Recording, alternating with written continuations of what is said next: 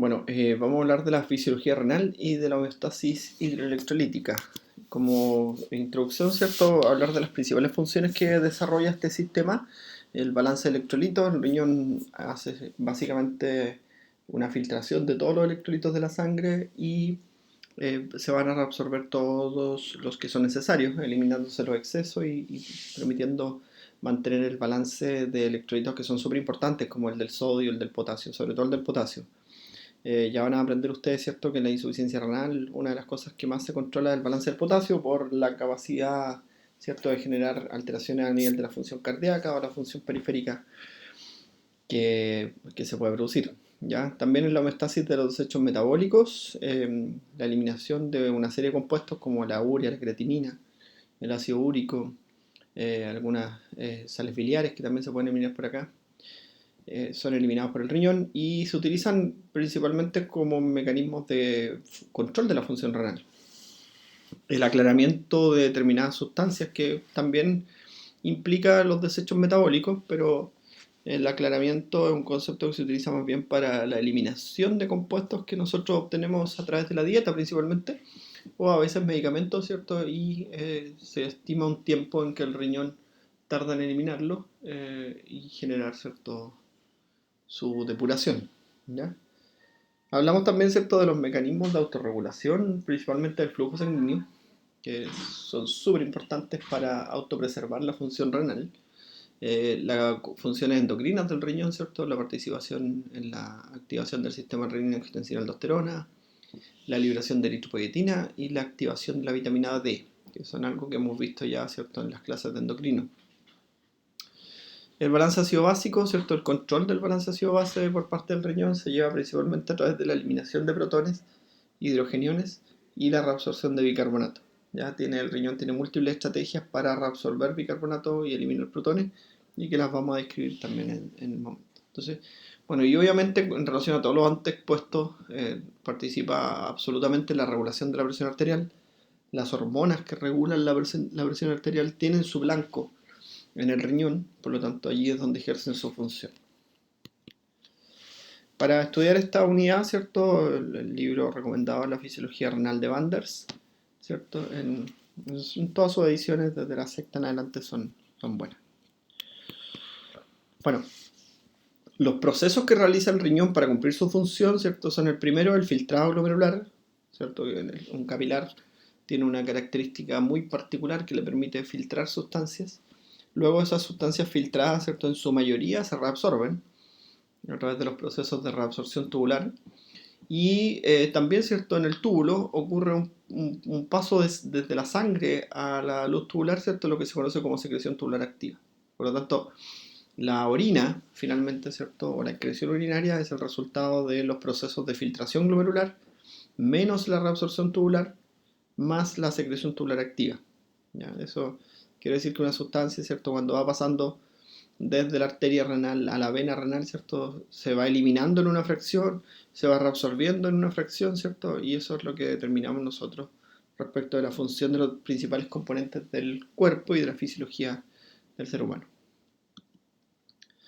Bueno, como antecedente, ¿cierto?, el flujo sanguíneo renal es altísimo, ¿cierto? Corresponde entre el 20 y el 25% del gasto cardíaco. Tiene que ser así, ¿cierto?, básicamente por varias cosas. La primera, ¿cierto?, las células del riñón son células que tienen un elevado consumo de oxígeno, ¿ya? Por gramos de tejido es altísimo el consumo de oxígeno, porque están sometidas normalmente, ¿cierto?, a una alta funcionalidad. Tienen que vivir en un ambiente hostil, ¿cierto?, sobre todo las que están en el área en la que se concentra la orina, que son estas regiones más medulares. Para ello, ¿cierto?, necesitan energía y producir energía utilizando el oxígeno. Por lo tanto, requieren un alto flujo de sangre, ¿ya?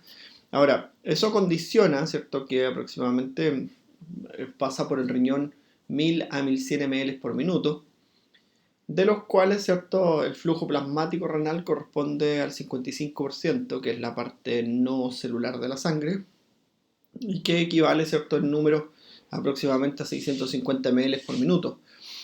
De esos 650 ml, que son el plasma filtrable, ¿cierto?, se filtran solamente 125 ml, ¿ya? Y finalmente, ¿cierto? De los 125 ml filtrados se produce orina, ¿cierto? A razón de 1,25 ml por minuto. Por lo tanto, si nosotros miramos esto, ¿cierto? Más del 99% de las sustancias son reabsorbidas. La tasa de excreción urinaria diaria, ¿cierto? Es de 500 a 1500 ml, teniendo como tope inferior, ¿cierto? Los 400 ml por día. Bajo 400 ml se denomina oliguria. Bajo 50 ml se denomina anuria. Y 1500 ml es que el rango lo desplaza hasta los 2500 ml. Sobre 2500 ml se considera poliuria. Bueno, la tasa de excreción urinaria, ¿cierto? Está directamente relacionada con el consumo, con el balance hídrico. Si hay un balance hídrico negativo, ¿cierto? La tasa de excreción urinaria disminuye, y si hay un balance hídrico positivo, la tasa de excreción urinaria aumenta. ¿Ya? Aquí tienen esta fórmula, ¿cierto? Que habla de que el flujo sanguíneo renal entonces es igual al flujo plasmático renal partido por 1 menos el hematocrito, ¿cierto? Que en definitiva nos determina, ¿cierto? El flujo real de sangre. Bueno, ¿dónde se produce la mayor resistencia al flujo? ¿Cierto? Si nosotros lo miramos, la mayor resistencia al flujo ocurre tanto en la arteriola aferente como en la arteriola eferente. ¿Ya? Los principales cambios de la resistencia al flujo ocurren en esas dos arteriolas, que son súper importantes en la función renal, ¿cierto? Y vamos a entender su funcionamiento en estas clases. Bueno, entender primero, ¿cierto?, que la arteriola aferente renal ingresa al glomérulo, forma el capilar glomerular y abandona como arteriola eferente renal, que ya vamos a ver, ¿cierto?, sus implicancias. El glomérulo, ¿cierto?, donde se deposita el filtrado de esta arteria, o de este capilar, perdón, y da origen, ¿cierto?, a los diferentes segmentos de los túbulos renales. Entonces nosotros tenemos el primer segmento, que lo denominamos túbulo contorneado proximal, el segundo segmento, que lo denominamos asa de Henle, luego tenemos la porción ascendente de la asa de Henle, que se divide en delgada y en gruesa, ¿ya? Luego tenemos el túbulo contorneado distal y finalmente, ¿cierto?, el túbulo colector.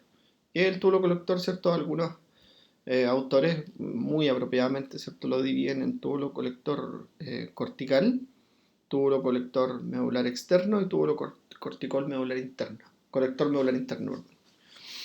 En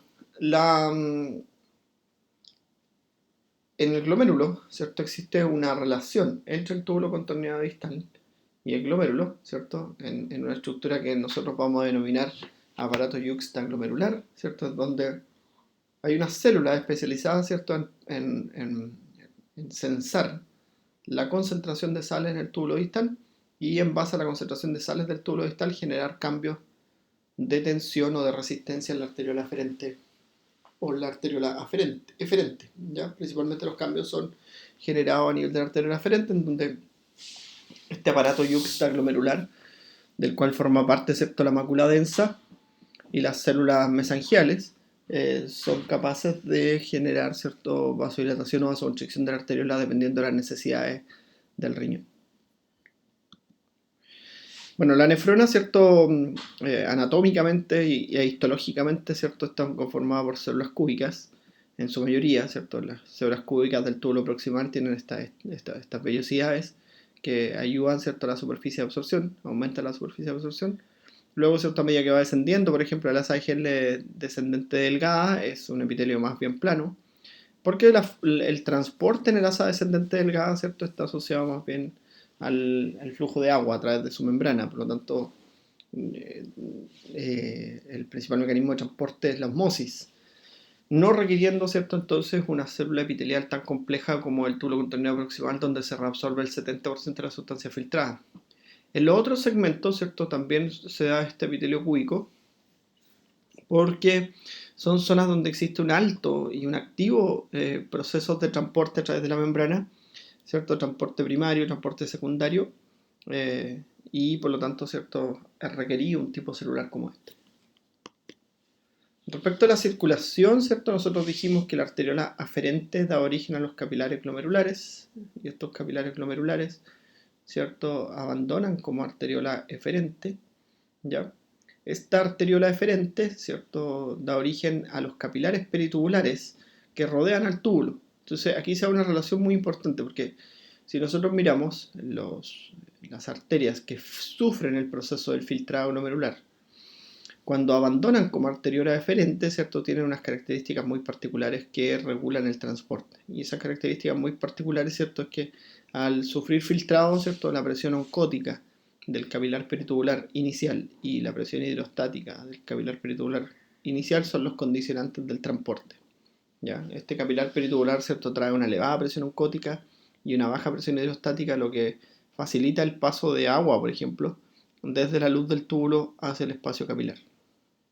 Entonces esa relación túbulo-capilar, ¿cierto? Es muy, muy interesante de conocer.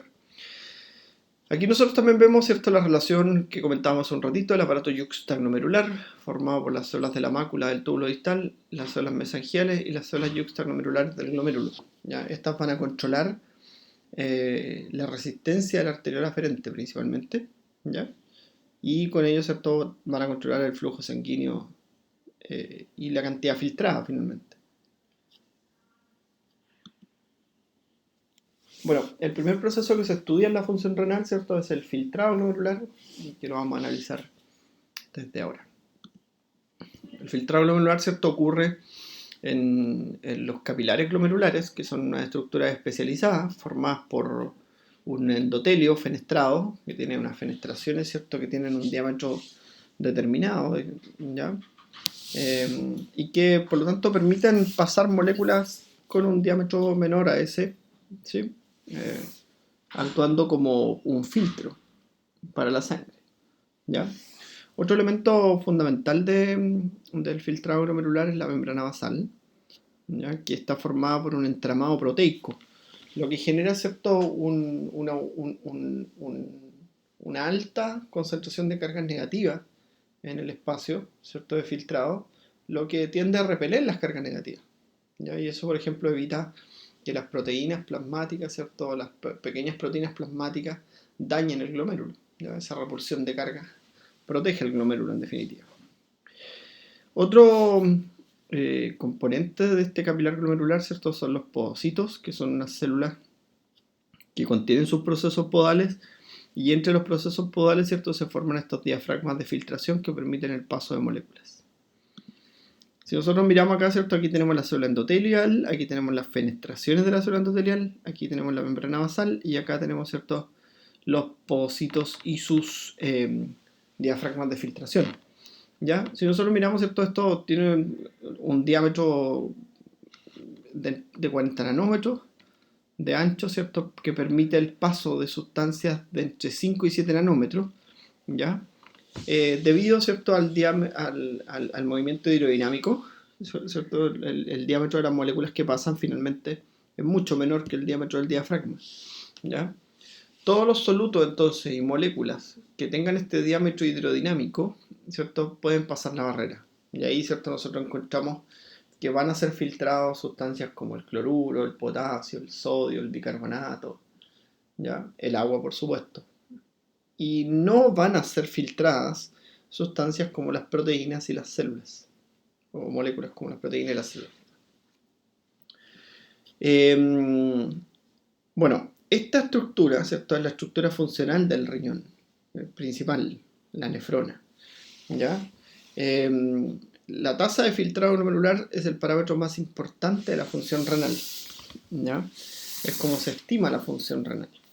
La tasa de filtrado glomerular, ¿cierto?, es de 125 ml por minuto, y normalmente un paciente no tiene sintomatología clínica, ¿cierto?, a menos que la tasa de filtrado glomerular descienda bajo un 40%. ¿Ya? Normalmente el margen que se considera, ¿cierto?, son los 60 ml por minuto, el margen inferior. Vamos a analizar, ¿cierto?, los factores que la condicionan y los factores que la determinan, ¿sí?, y cuáles podrían, ¿cierto?, generar cambios en ella. La fórmula, ¿cierto?, de donde se obtiene estos 125 ml se obtiene a través de la presión de filtración neta por el coeficiente ultrafiltrado, ¿ya? La presión de filtración neta, ¿cierto?, está determinada por las diferencias de las presiones hidrostáticas y coloidosmóticas de ambos espacios, del capilar y el espacio de Bowman, ¿ya? Que ahí, ¿cierto?, si nosotros miramos y analizamos esto, van a haber fuerzas que favorecen el filtrado, como la presión hidrostática del capilar, ¿ya? Y fuerzas que se oponen al filtrado, como la presión oncótica del capilar y la presión hidrostática del espacio de Bowman, ¿ya? Ahora, si nosotros miramos esto en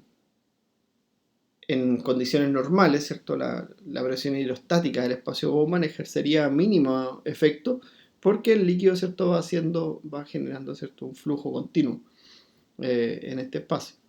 Ahora, en el caso de las fuerzas que se oponen, como por ejemplo la presión oscótica, si nosotros miramos la presión oscótica al inicio del capilar, es muy parecida, ¿cierto?, a la presión oscótica plasmática, pero a medida que avanza en el capilar, esa presión oscótica va aumentando. Entonces, hacia el final del capilar, ¿cierto?, se hace más compleja la filtración por el efecto de la presión oscótica, ¿ya? Eso hace que finalmente, ¿cierto?, se filtre aproximadamente 12,5 ml, y a eso, ¿cierto?, lo sumamos al coeficiente ultrafiltrado, que es un coeficiente que determina la funcionalidad del riñón, ¿cierto?, que es por 10, y eso da los 125 ml, de ahí viene ese origen de los 125 ml.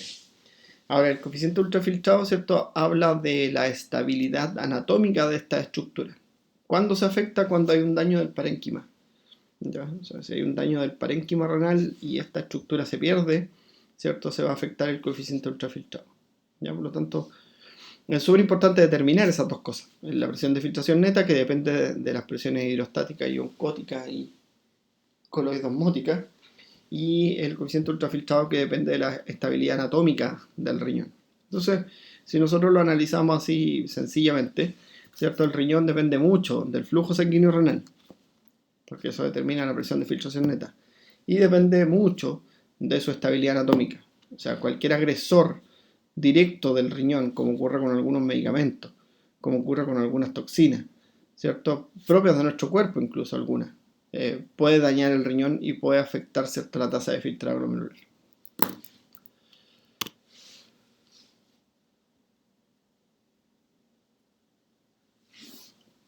En esta nosotros vemos, ¿cierto?, según el peso molecular de sustancias, ¿cierto?, si son o no son filtradas. Entonces nosotros tenemos en relación a la concentración plasmática, el filtrado en relación a la concentración plasmática, ¿cierto? Si nosotros vemos la hemoglobina y la albúmina, es un 0, ¿ya? O sea, no se filtra. En cambio, si nosotros vemos una sustancia acá que se utiliza como marcador de la función renal, ¿cierto?, la inulina, esa sustancia sí se filtra y una gracia que tiene la inulina es que no se reabsorbe, entonces por eso se utiliza tanto como parámetro de la función renal. También hay otra sustancia, ¿cierto?, que cumple estos mismos requisitos, que es la creatinina, ya que resulta del metabolismo muscular, y nuestro cuerpo, ¿cierto?, con el metabolismo muscular continuo, la está produciendo continuamente.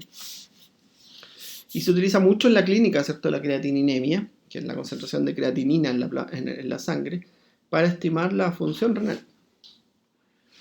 Bueno, si nosotros vamos, ¿cierto?, a las características eléctricas de las moléculas, ¿cierto?, que tienen carga positiva son filtradas más fácilmente que las que tienen carga neutra, y son mucho más lentos la filtración de las moléculas con carga negativa por el ambiente hostil, ¿cierto?, que genera esta membrana basal, que es un entramado proteico finalmente. Bueno, en relación a la regulación de la resistencia de la arteriola aferente y eferente, ¿cierto?, si nosotros miramos este esquema, al aumentar la resistencia de la arteriola aferente, la tasa de filtrado glomerular disminuye. Entonces, todas las sustancias vasoconstrictoras que actúan en la arteriola aferente van a disminuir, ¿cierto?, la tasa de filtrado. Y en el caso de la resistencia de la arteriola eferente, ¿cierto?, nosotros vemos que si aumentamos la resistencia de la arteriola eferente al inicio, y lo podemos dividir en dos, ¿cierto?, eso es benéfico, ¿ya? Eso quiere decir que si yo aumento la resistencia de la arteriola eferente, voy a aumentar la tasa de filtrado glomerular. Básicamente porque disminuye la velocidad del flujo capilar, y con ello, ¿cierto?, voy a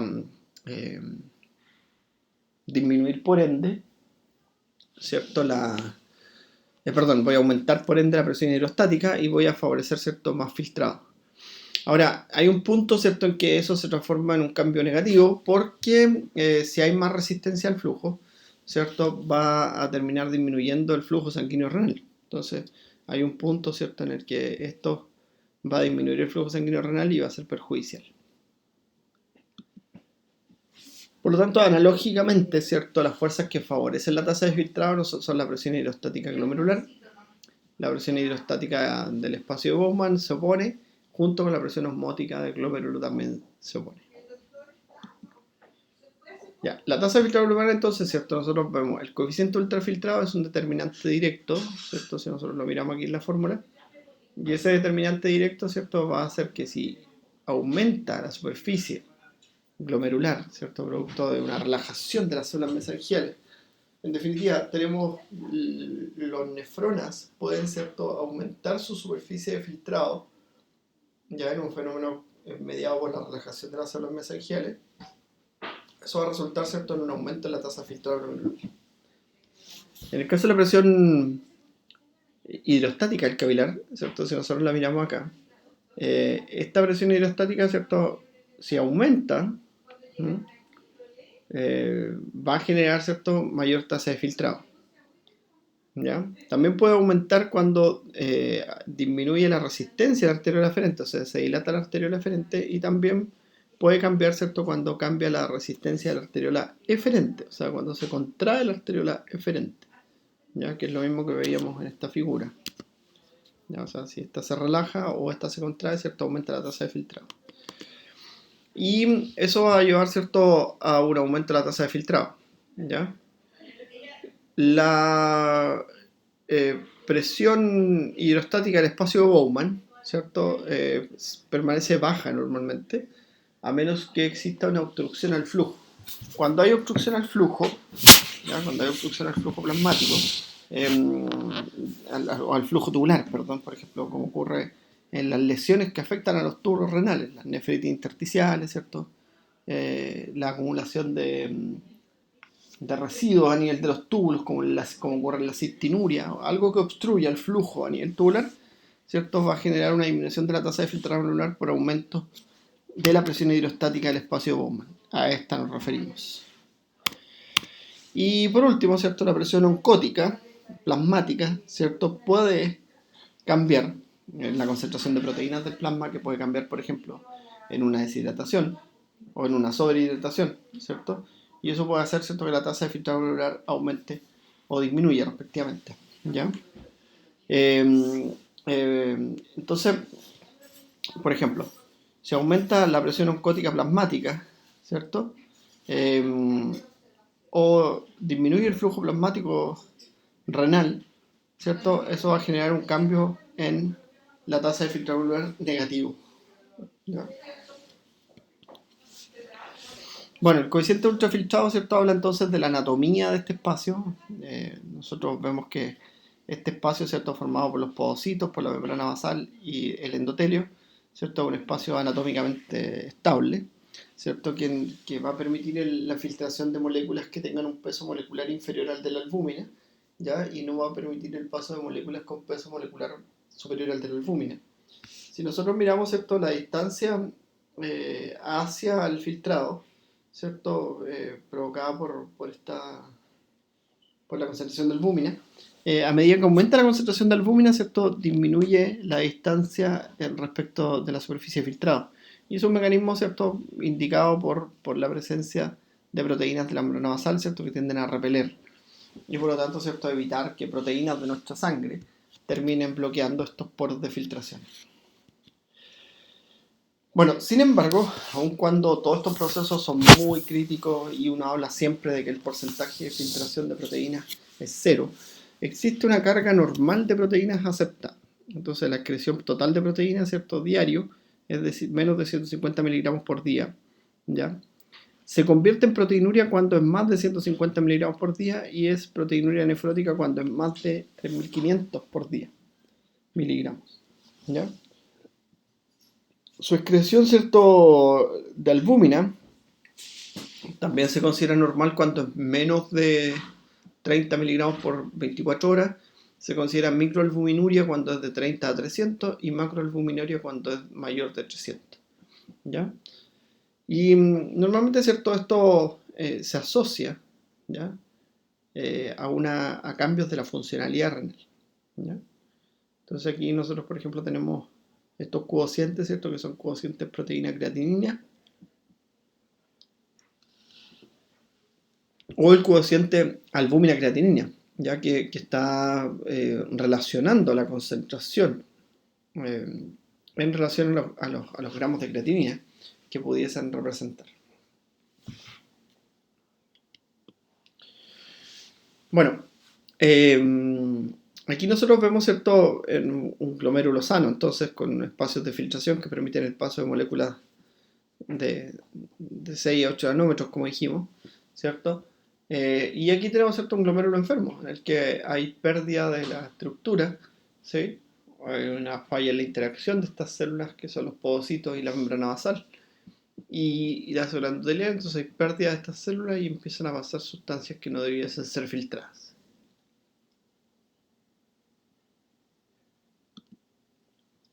Ahora, la regulación de este entramado proteico, ¿cierto?, entonces en el podocito y la célula endotelial es totalmente crítica. Si nosotros vemos, ¿cierto?, si analizamos, ¿cierto?, la relación entre los podocitos, se da a través de proteínas que mandan señales y controlan, ¿cierto?, la proliferación, la diferenciación, la activación, todos los procesos que van asociados a la función del podocito.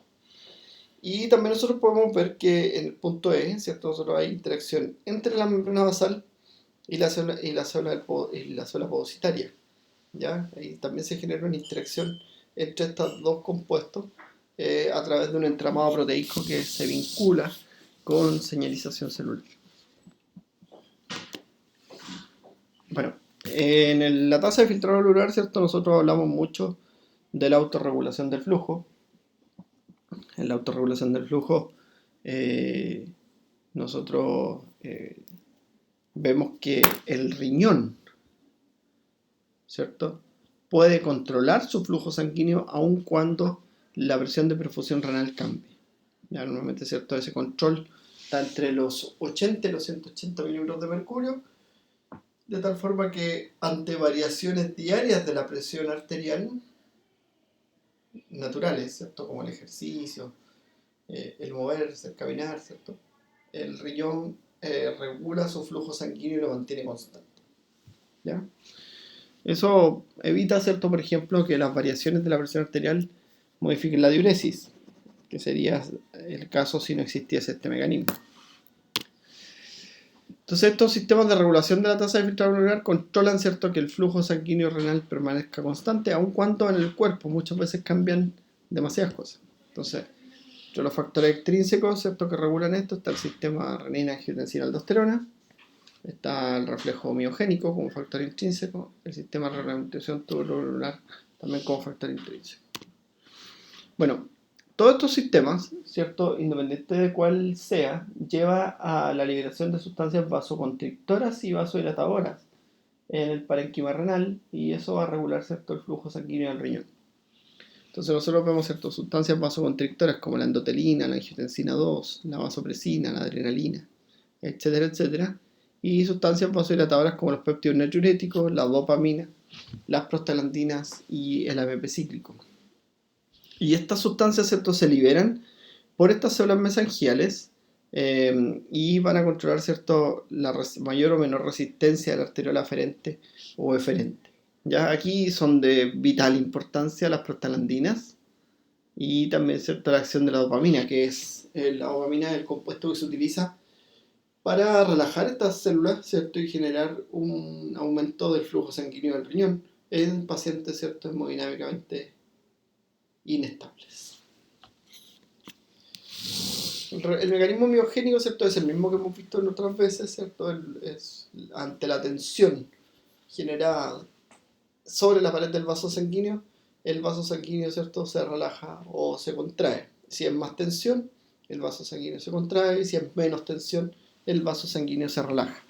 ¿Ya? Y eso se conoce como reflejo miogénico, es una respuesta típica de los vasos sanguíneos, ¿cierto?, y propia de estos procesos. En el túbulo glomerular, ¿cierto?, yo les decía que había un mecanismo de retroalimentación que se denomina mecanismo de retroalimentación túbulo glomerular, es decir, que las células de la mácula, ¿cierto?, están captando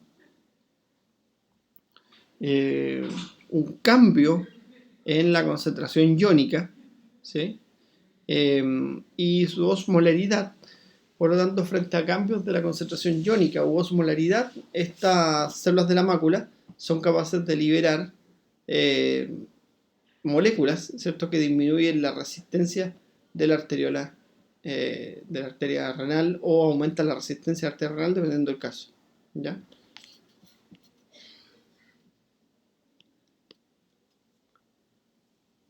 Bueno, aquí hay sistemas de regulación, entonces ven ustedes que el endotelio capta estas señales, también lo hace, ¿cierto?, la luz tubular, y en relación a la luz tubular, ¿cierto?, se liberan sustancias, responden a receptores, responden a otras moléculas, ¿cierto?, y se liberan sustancias que van a ser vasoconstrictoras o vasodilatadoras de la arteriola aferente del riñón.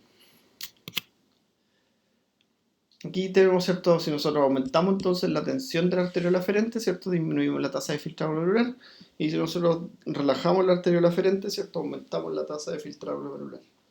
Aquí nosotros vemos la acción, ¿cierto?, del flujo sanguíneo renal, o de la tasa de filtrado glomerular, ¿cierto? Si nosotros miramos la angiotensina 2, ¿cierto?, es una molécula que es capaz de controlar, ¿cierto?, la tasa de filtrado glomerular, aumentándola, porque actúa principalmente sobre la arteriola eferente. Y ahí vemos, ¿cierto?, el uso de un antagonista de angiotensina 2, ¿cierto?, que tiende a revertir el efecto generado por la angiotensina. En el caso, ¿cierto?, de la relación del filtrado glomerular y la creatininemia, ¿cierto?, nosotros podemos decir que la creatinina, ¿cierto?, que es un factor producido en el músculo y que se elimina continuamente, que en la sangre tiene una concentración de 1 a 1,5 miligramos por decilitro. Si nosotros la encontramos incrementada, ¿cierto?, por ejemplo, en la insuficiencia renal crónica, nosotros vemos que está siempre entre 3 y 4 la creatininemia, y tú esos 3 y 4, ¿cierto?, lo relacionamos con tasas de filtrado glomerular menores a 60 ml. ¿Ya? Cuando la creatininemia, ¿cierto?, tiene valores sobre 7 o sobre 8, ¿cierto?, nosotros decimos que es una insuficiencia renal aguda, o una alteración de la función renal aguda, ¿cierto?, que seguramente, ¿cierto?, va a resolverse bajo ciertas circunstancias, ¿ya? Entonces, si usted mira así, por ejemplo, 8 habla de concentración de creatinina de 20 miligramos. En cambio, si nosotros, un flujo sanguíneo que controla la tasa de filtrado glomerular de 20 ml por minuto, a eso se refiere esto. En cambio, si nosotros tenemos la concentración de creatinina bajo 1,5, que es su valor normal, nosotros, ¿cierto?, la tasa de filtrado glomerular es la tasa de filtrado glomerular normal, que es de 125 ml por minuto. Bueno, ¿qué factores aumentan la tasa de filtrado glomerular? Las dietas hiperproteicas la aumentan básicamente por el aumento de desechos metabólicos nitrogenados que el riñón tiene que eliminar. El factor de crecimiento análogo a la insulina, que regula, ¿cierto?, el flujo sanguíneo del riñón. Y los factores que disminuyen, que son en realidad los más importantes. Por ejemplo, disminución de la presión hidrostática intracapilar por una hipotensión, aumento de la presión coloidosmótica plasmática por una deshidratación, aumento de la presión del espacio de Bowman por obstrucción urinaria, disminución del flujo sanguíneo renal por insuficiencia cardíaca y disminución del coeficiente ultrafiltrado por enfermedad renal intrínseca. ¿Cómo se estima la tasa de filtrado glomerular? ¿Cierto? A través del aclaramiento de una molécula conocida. ¿Cuál es la molécula que se utiliza? Principalmente es la creatinina. Entonces tú usas el aclaramiento de la creatinina, que es ml por minuto, que es la concentración de creatinina en la orina por el volumen minuto de orina, partido por la concentración plasmática de creatinina. Y eso te da un valor, ¿cierto?, que con él puedes estimar la tasa de filtrado glomerular.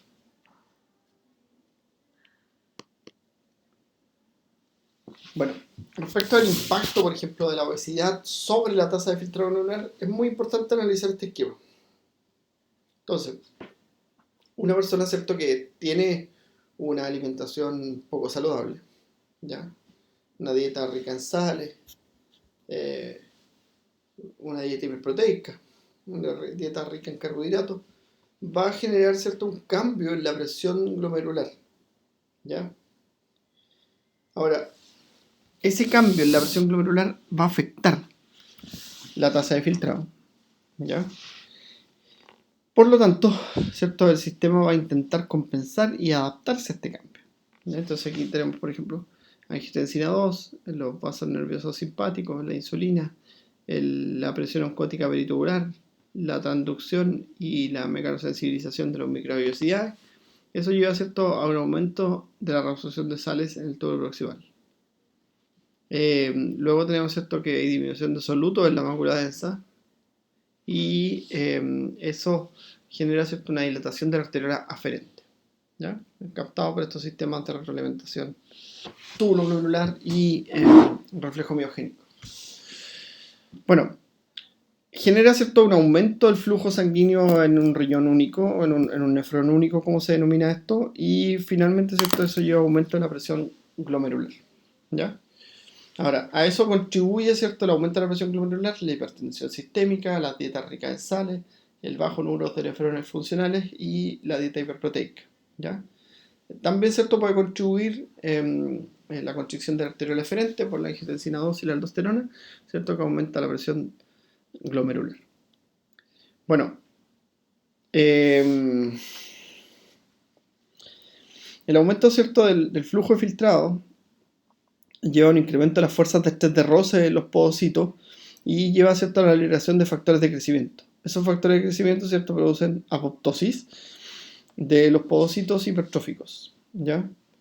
También, ¿cierto?, aumenta la tensión sobre el capilar glomerular, ¿cierto? Y eso genera distensiones de la membrana basal, lo que daña el glomérulo, generando una glomerulomegalia, ¿ya? Entonces, finalmente lo que se produce, ¿cierto?, es un borramiento podocitario, que los podocitos dejan de cumplir su función y van a permitir el paso de moléculas más grandes.